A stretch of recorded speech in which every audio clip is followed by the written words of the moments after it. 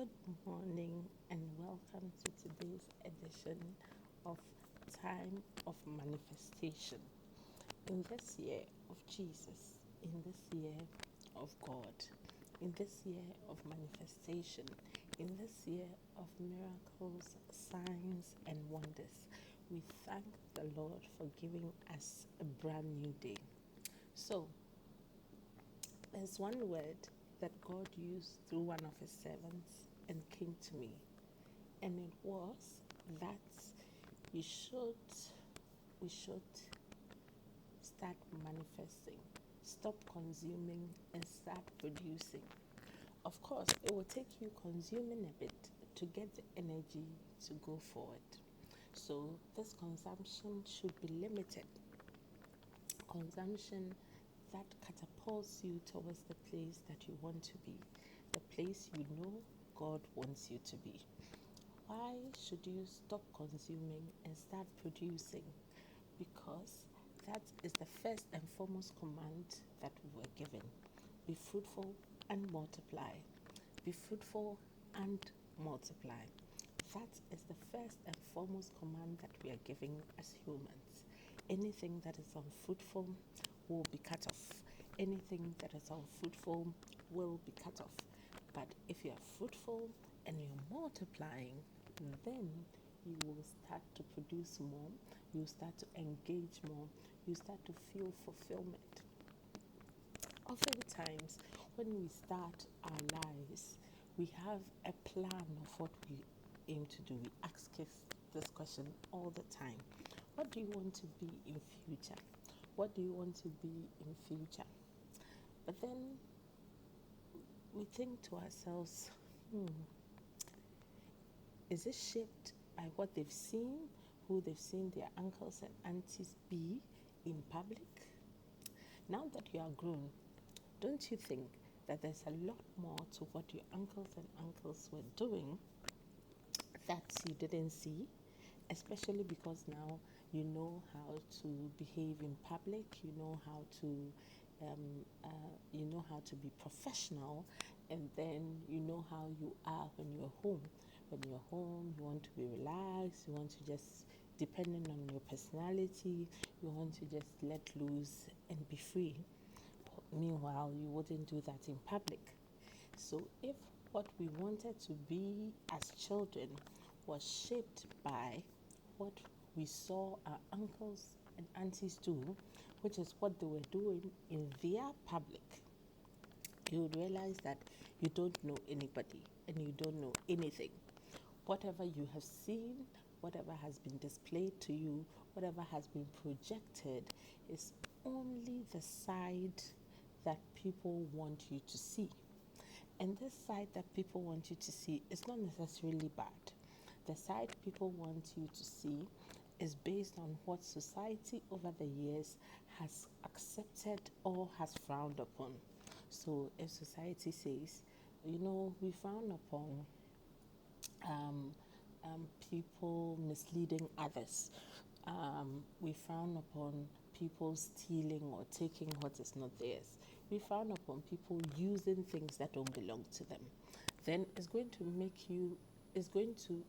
over the years make everyone know that, okay, it's not good to take something that belongs to another person. So in public, everyone would feel that, no, I'm not going to take something that doesn't belong to me. I'm not going to do something that is bad, or at least I won't show that. But in the secrecy of our minds, there are things that we truly wish to do. So what we want to come to now is to say, think about who you truly are and what you want to do. Of course, there's extremes to it, right? You truly want to be holy, you want to serve the Lord, you wish everything was perfect. There's an extreme side of it.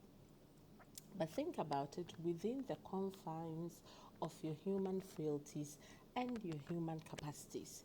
So, what are the things that you truly want to do? What are the things that you truly love to do?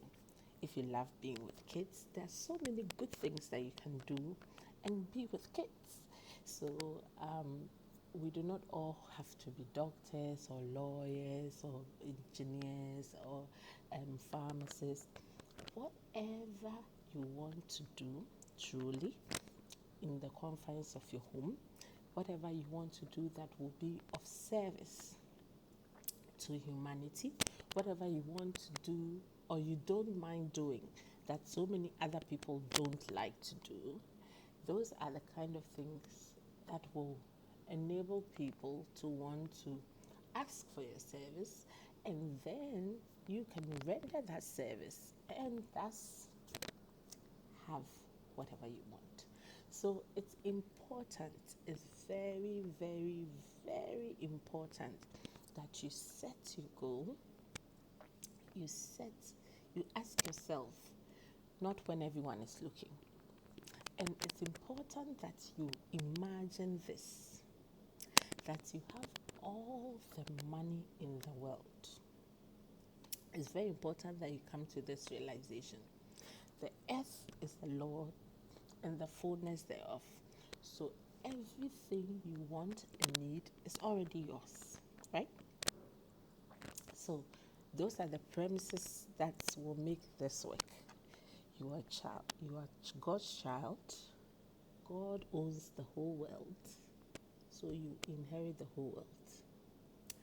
The good thing is, God doesn't have to die before you inherit the whole world. He's a generous God. He's a gracious God. So even as you live and He lives, even as He provides, you will continue to receive from Him until He's no more.